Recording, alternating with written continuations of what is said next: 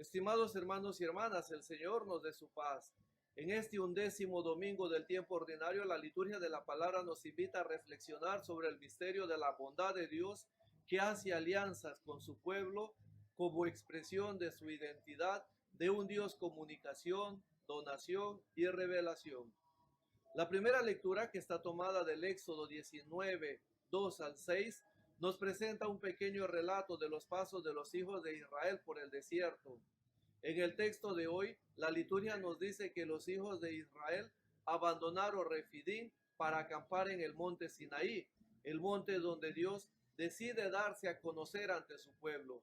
También en el mismo lugar, el Señor le da la mediación de la tabla de la ley a Moisés para que la vivencia comunitaria se sostenga desde la ley de la justicia y no la justicia de la ley. Orígenes de Alejandría, un escritor del tercer siglo de nuestra era, interpretando la palabra Rafidín, la definía como sano juicio. De hecho, después de que los hijos de Israel protestaran contra Dios acampando en Rafidín, mientras que Sinaí juega un papel importante para el alejandrino, porque ese es el lugar del encuentro de Dios con su pueblo para sellar la alianza. Es interesante esta interpretación de Orígenes, porque si en el primero aparece la dificultad del pueblo, la dificultad de aceptar el pueblo la propuesta de Dios, ahora Orígenes presenta la iniciativa de Dios que obra la salvación en dos vías. Por una parte, Dios viene al encuentro de su pueblo, y por otra, Dios deja la posibilidad para que el pueblo haga el camino hacia Dios. El texto continúa diciendo que el pueblo llegó al Sinaí. Moisés subió al monte y Dios lo llama desde el monte. Estando en el monte, Dios le da las instrucciones para transmitir al pueblo. ¿Qué es lo que Moisés tiene que transmitir al pueblo? Lo que debe transmitir es la mirada retroproyectiva de lo que Dios ha hecho con su pueblo en dos momentos cruciales. Ustedes han visto lo que he hecho con los egipcios. Y segundo, los he tomado sobre las alas de águilas y los he traído hacia mí. Son dos elementos que tienen un valor profundamente histórico. Dios no es una fábula, no es una invención. Dios camina con su pueblo, que acompaña a su pueblo y que defiende a su pueblo.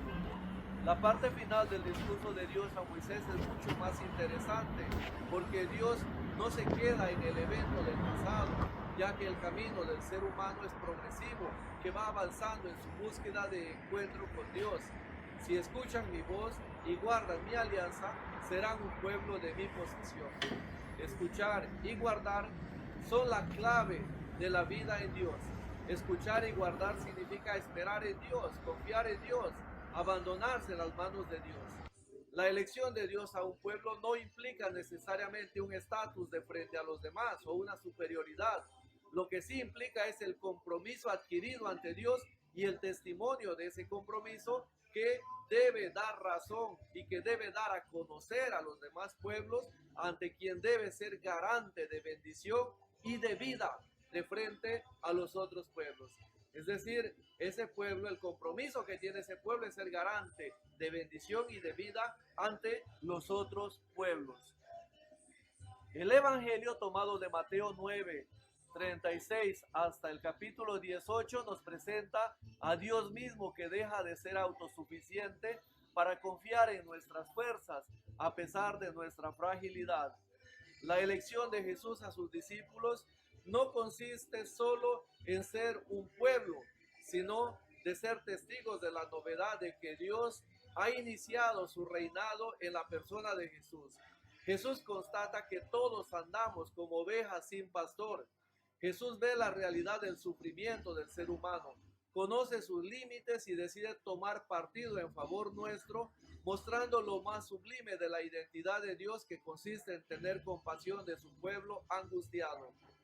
Después de definir el sentimiento de Jesús, el relato no se mete en el activismo que nos entretiene, por muy bueno que parezca ser.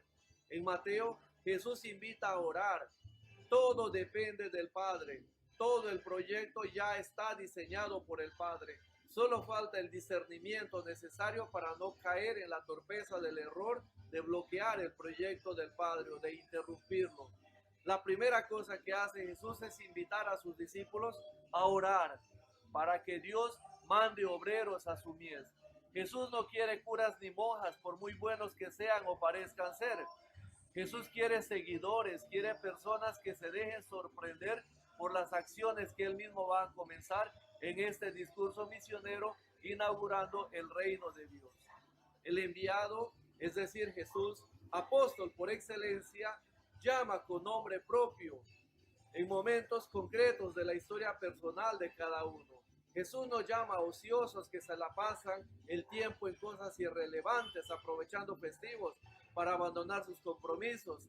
Jesús llama a personas que viven ocupadas porque saben valorar el tiempo que es apremiante para el anuncio del cumplimiento de la manifestación del reinado de Dios. Al estilo de Éxodo 1:1, estos son los nombres de los hijos de Israel. Jesús vuelve a retomar esa misma experiencia de seguir siendo Él quien unifica al pueblo, un pueblo no ya conformado por la sangre o la cultura, sino por la respuesta al llamado de hacer que el reinado de Dios se manifieste en el aquí y en el ahora. El pueblo sigue siendo el mismo. Los miembros de este pueblo van dando cumplimiento a las profecías. Hacia ti vendrán todas las naciones y se postrarán en tu presencia. Los 12 llamados, según el orden de Mateo, no es de un nuevo pueblo. Es el mismo pueblo que está llamado a congregarse después de años y siglos de diáspora. Jesús llama a los que Él quiso para que en este tiempo condicionado por el cronos, ellos sean capaces de descubrir el kairos, es decir, el tiempo de Dios. Una vez que el Señor prepara a sus colaboradores, los faculta dándoles poderes sobre el espíritu del mal. No poderes administrativos o funcionales de los que muchas veces ostentamos. Jesús cualifica a sus colaboradores que Él mismo ha elegido para que sean ministros, es decir, servidores. El exorcismo propuesto por Jesús significa el arte de purificación de la sociedad, de la cultura, de la religión, de la política y de la economía que destruye al ser humano, porque a unos les convierte en ansiosos por acumular y a otros en mendigos despojados incluso de la posibilidad de ser vistos seres humanos. Exorcizar significa modelar nuestro ser para no llegar a ser esclavos de nuestros deseos o pretensiones. Jesús da claras indicaciones a sus discípulos luego de asignarlos a cada uno una misión particular, desde la figura de Pedro hasta Judas Iscariote. No vayan a la tierra de los gentiles, vayan a las ovejas perdidas de la casa de Israel. La salvación comienza en Judea. No se puede saltar el proceso, tampoco se puede quemar las etapas. Se deben vivir los momentos para que la tierra de Zabulón y de Neftalí, la Galilea de los gentiles, vea y acepte la novedad de la luz que es Jesucristo. Solo cuando esto haya acontecido, la salvación se sigue extendiendo hasta nosotros. La unificación no es geográfica, no es territorial, sino la capacidad de ver las acciones de Dios en la persona de Jesús que va congregando la humanidad para unirla al Padre.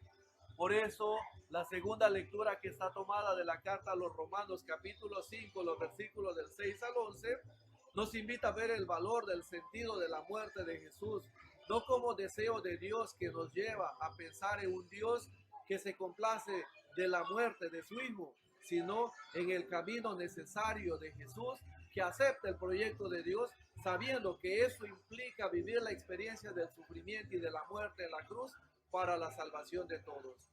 Ahora que somos justificados, es decir, que la gracia de Dios ha sido derramado sobre nosotros, nos lleva a vivir movidos por ese amor de quien se donó para nuestra salvación.